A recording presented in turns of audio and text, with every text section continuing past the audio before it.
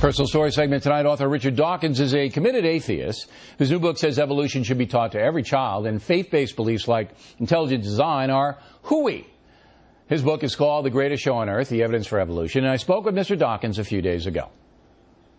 Now, when we last left you, Mr. Dawkins, you were selling your book, The God Delusion, big bestseller, based on atheism is good, and those of us who believe are kind of sappy.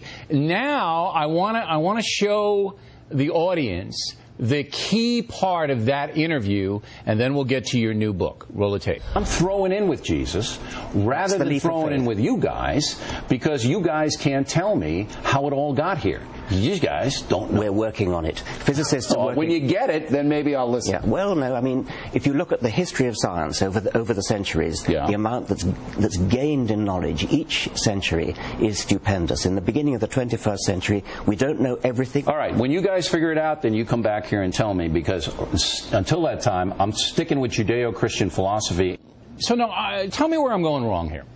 I believe in creative design. I believe in evolution. But I think it was overseen by a higher power because, as we just stated, and you acknowledged, you guys still haven't figured out how it all began.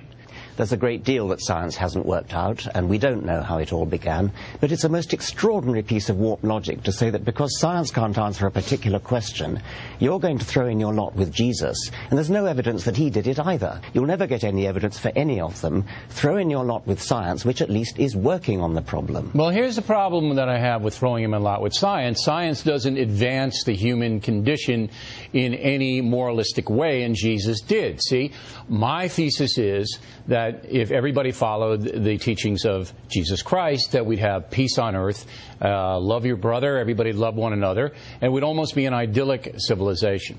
Now, am I 100% sure that Jesus is God? No, but I choose to believe that because the man was so extraordinary, and what he did in his 33 years on earth still resonates to this day. That, I think, is more powerful than your belief that, hey, someday we might figure it all out, but in the meantime, we're not going to believe in any deity.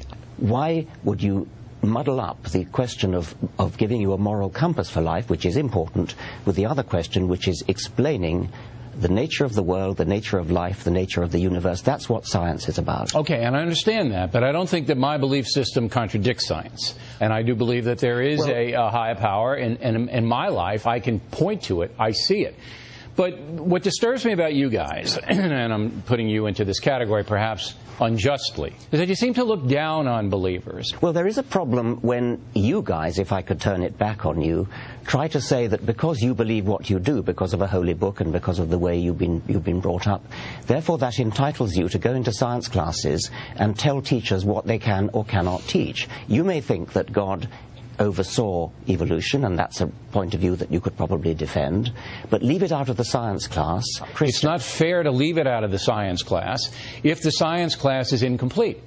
And you, by your own admission, say, we don't know how it all began. So if the science class is going to say evolution only, but I really don't know how it started, that gap has got to be explored. You must see that it's quite a remarkable piece of illogic to say that because science can't fill a particular gap, therefore we have to turn to Christianity. You don't have to turn anywhere, you just have to present it. You don't have to turn to it, you present it. Will you listen to me and stop shouting at me? Well, turn your earpiece down. I'm not shouting, that's the way I usually talk. Go ahead. Okay, I know it is. I've been warned about it. Just because science has a gap in its knowledge, that does not entitle you to turn to any other particular alternative.